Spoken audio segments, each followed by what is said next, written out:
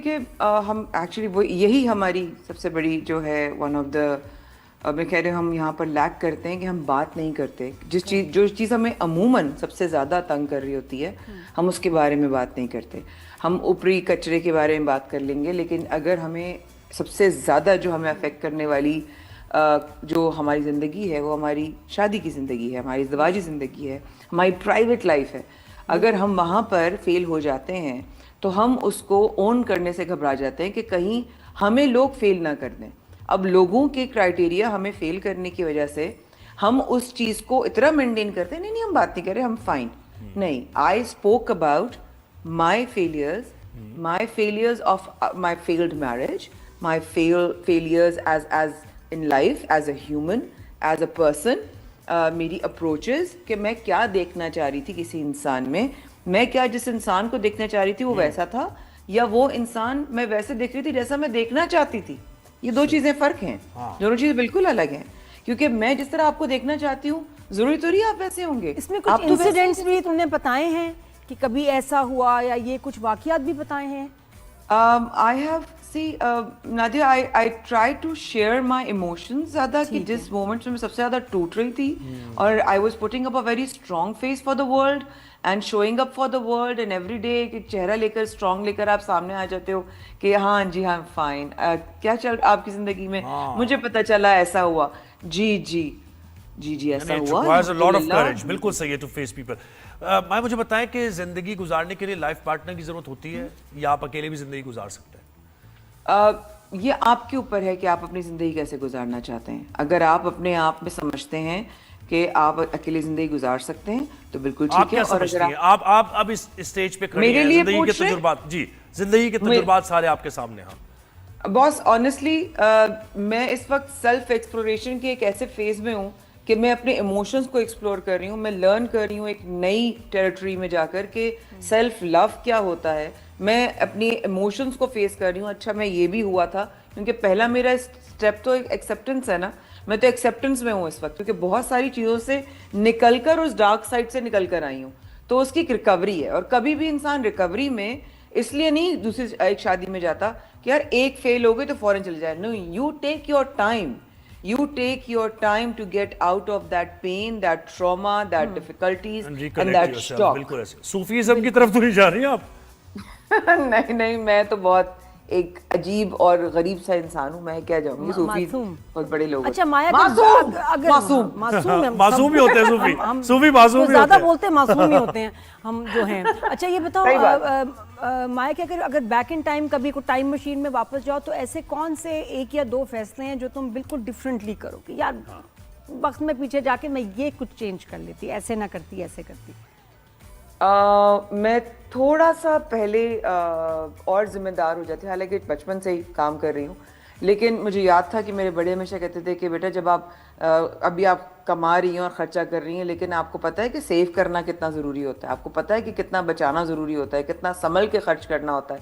हम लोग की छोटी छोटी ख्वाहिश होती थी, हम गुलशन में रहते थे, हमारी ख्वाहिश होती थी कि हम जो है ना वो क्लासिक से बर्गर मंगवा लें और पाइनियर रोस्ट मंगवा लें, ये हमारी ख्वाहिशात होती थी। लेकिन हमें उस वक्त जो है ना, मुझे याद है कि मेरी बड़ी बहन और भाई ना हिसाब के मामले में बहुत सख्त है कि बेटा आपने कितना खर्चा किया है, आप कितने पैसे, तो इतनी छोटी छोटी जो सेविंग्स होती है ना वो हमारी तरबियत का हिस्सा होती हैं। आई जस्ट फील कि आई could have learned, I will go back in time and start saving the money that I just spent like that, बिल्कुल haywire की तरह हर जगह पे, हर मैं बिल्कुल I was about to say that, मैं आपका जवाब मैं देने वाला था कि 25 कमाते वक्त मैं 20 बचा लेती। काश सही बात नहीं, वो तो ले लिए गए ना मुझसे, वो तो जो मैंने सेविंग्स थी वो मेरी एक्स जो मेरी जिंदगी थी उसमें उन साहब ने सब कुछ ले लिया था मुझसे, तो वो हाँ लूट लिया तुम्हें। ये कैसे माया?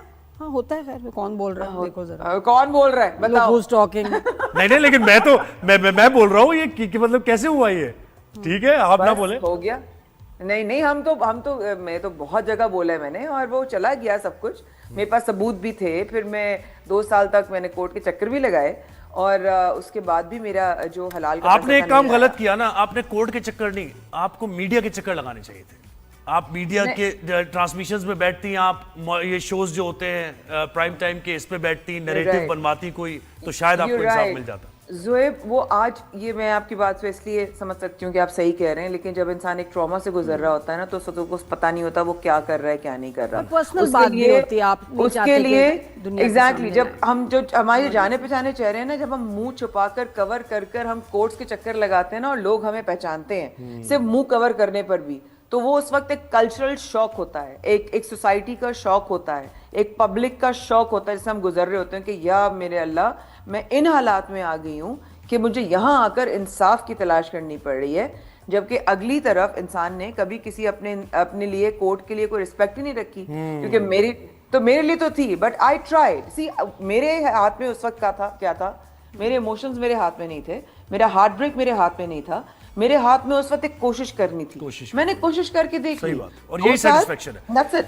लेकिन अच्छा, मुझे मैंने सवाल क्यों किया, वही मैं पहले भी कहती थी, मैं कहती थी अगर कि शौहर या मियाँ जो आपको लूटने पे आ जाए ना, अगर तो बड़ा मुश्किल है बचना, बहुत मुश्किल है। नहीं, हम पता है क्या नादिया, हम इसको करेक्ट करते हैं आज, मेरा ख्याल है आज करेक्ट कर लेते हैं। हम अगर लुटवाने पर आ जाते हैं ना, तो हम अपना बेड़ा गर्क करते हैं। कोई हमें नहीं लूट सकता अगर हम ना चाहें, कोई नहीं हमसे पैसे ले सकता अगर हम क्यों? ना क्योंकि ये एक ट्रस्ट का रिश्ता है, बेलॉस और होता है ना उस आपके जो वक्त। फाइनेंशियल मामलात होते हैं ना, आपके बहन भाइयों को भी नहीं पता होंगे, लेकिन मियाँ बीवी साथ छुपाएं, और बीवी खास तौर पे, तो वो तो है ही नहीं ना। तो अगर आप इतना ट्रस्ट करते हैं, जो कि रिश्ते की डिमांड है, उसमें फिर दूसरे की नीयत खराब हो जाए तो बड़ा मुश्किल है बचना। अपने फाइनेंसेस लोग अब शेयर नहीं करते, लोग खौफजदा हो गए।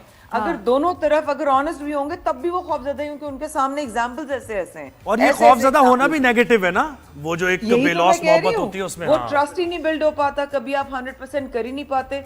तो हमें कोशिश ही करनी चाहिए। माया, आप कहने से नहीं रुकती, इसलिए सवाल कर रहा हूं मैं। ये केस नंबर 9 एक चल रहा है ड्रामा, और उसमें क्या है, जो मैंने आपसे पहले बात की ना कि कोर्ट ऑफ लॉ में तो बात चलती है, उसमें क्या हुआ कि एक रेप विक्टिम थी, और वो जनाब पूरा केस वो मीडिया पर आकर एक प्राइम टाइम शो में आकर डिसाइड हो रहा है, एविडेंस पेश किए जा रहे हैं। चले, इस केस में तो वो विक्टिम थी, अगर वो विक्टिम ना होती तो ये आप समझते हैं ठीक है ये तरीका कि एक चीज कोर्ट ऑफ लॉ में है, वहीं फैसला होना चाहिए।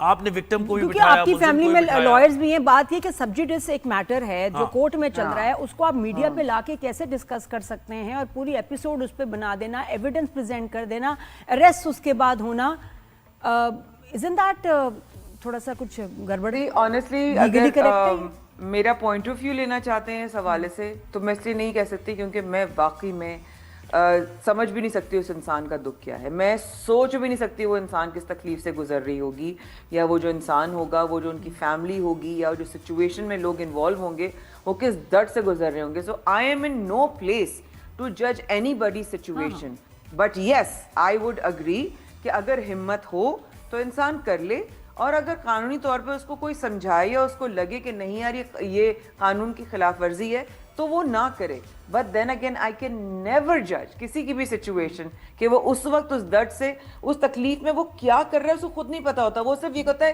कि यार मुझे कहीं से कोई तो मदद मिल जाए, कहीं से मुझे कोई तो हेल्प मिल जाए, because I have been in a situation where I was looking for help, कि कहीं से कोई हेल्प हो जाए मुझे। And so I can probably कहीं ना कहीं एक 1.1% रेजोनेट कर सकती हूँ। When you are seeking for help, आप हर जगह जाते हो हेल्प के लिए।